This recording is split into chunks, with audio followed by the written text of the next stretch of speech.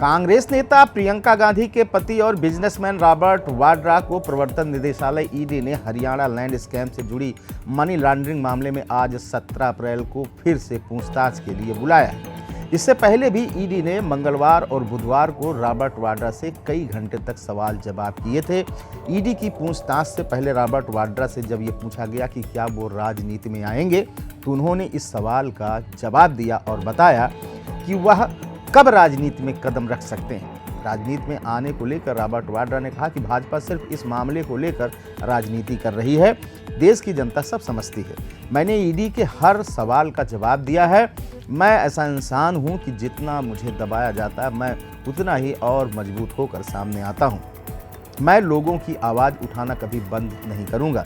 जब से मैंने कहा है कि मैं राजनीति में आऊंगा, तभी से भाजपा ने मेरे खिलाफ नीची राजनीति शुरू कर दी है। कुछ लोग चाहते हैं कि मैं राजनीति में आऊं। मैं जरूर राजनीति में आऊंगा और कांग्रेस को मजबूत करूंगा। मैं जनता की बात उठाना बंद नहीं करूंगा।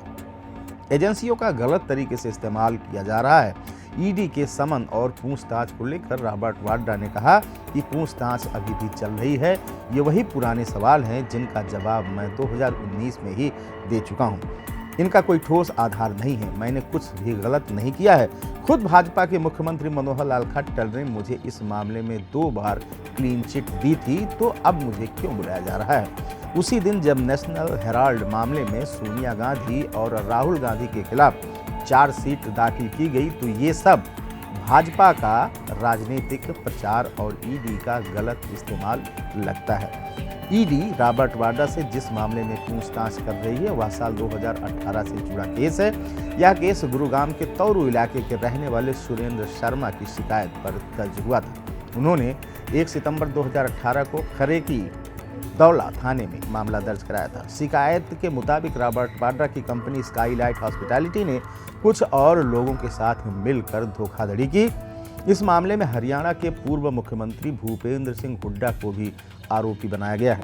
इस केस में आईसीपीसी की धारा 420 धोखाधड़ी, 120 साजिश, 467, 468 और 471 के तहत केस दर्ज है। शिकायतकर्ता ने आरोप लगाया है कि फरवरी 2008 में वाड्रा की कंपनी ने गुरुग्राम के सिकोपुर में 3.5 एकड़ जमीन अंकरेश्वर प्रॉपर्टी से 7.5 करोड़ रुपए में खरीदी। जब कंपनी को इस जमीन पर कमर्शियल प्रोजेक्ट का लाइसेंस मिल गया, तो उसी जमीन को उन्होंने डीएलएफ कंपनी को 58 करोड़ रुपए में बेच दिया। ईडी इस डील में पैसे के लेन देन और अनियमितताओं की जांच कर रही है। खबर में यहीं तक।